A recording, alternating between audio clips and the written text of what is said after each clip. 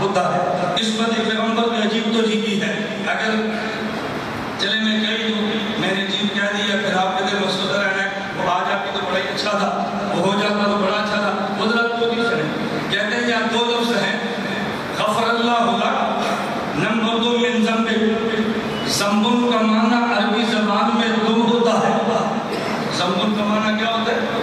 دم کہتے ہیں نا، دم عربی زبان میں دم کو ذنب کہتے ہیں۔ ذنب کا معنی دم ہوتا ہے، اور دم وہ ہوتی ہے جو پیچھے چپکی ہوتی ہے۔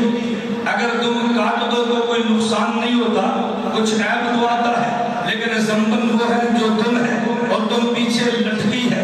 اور غفر غفران سے ہے، غفران کا معنی ڈھانپ لینا ہے، تو جس طرح عربی میں لغوی معنی ذنب کا دم ہے، اور عرف عربیت میں ذنب کو الزام کے لیے استعمال کیا جاتا ہے، کیونکہ الزام بندے پہ مسلط کرتے ہیں، تو ذنب کا لغوی معنی تو دم ہے، اور ذنب کو عرف عرب میں محاورات عرب میں بطور الزام کے استعمال کرتے ہیں۔ غفران کا معنی ڈھانپ لینا ہے، غفران کا معنی چھپا لینا ہے۔ لفظ دو آئے ہیں، ایک لفظ تقدم آیا ہے، ایک لفظ تأخر آیا ہے، تو ذنب کا معنی الزام ہے، غفران کا معنی ڈھانپ لینا ہے، تقدم تأخر کا معنی بعد والا اور پہلے والا ہے۔ اللہ نے بتایا میرے پیغمبر ہم نے تجھے مکہ کا فاتح بنا دیا ہے۔ کچھ لوگوں نے الزام لگائے جب زندگی مکی تھی، کچھ نے الزام لگائے جب زندگی مدنی تھی، کچھ الزام پہلے والے ہیں، کچھ الزام بعد والے ہیں۔ جب ہم نے تجھے مکے کا فاتح بنایا،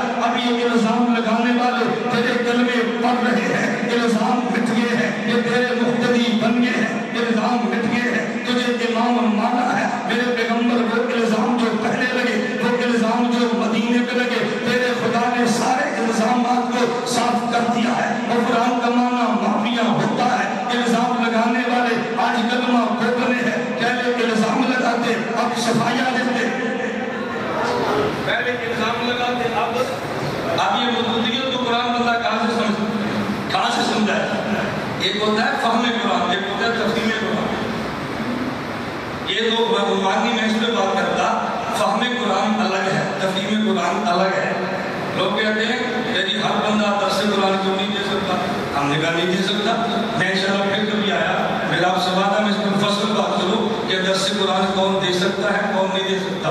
فہم قرآن کا اصول کیا ہے، تفہیم قرآن کا اصول کیا ہے؟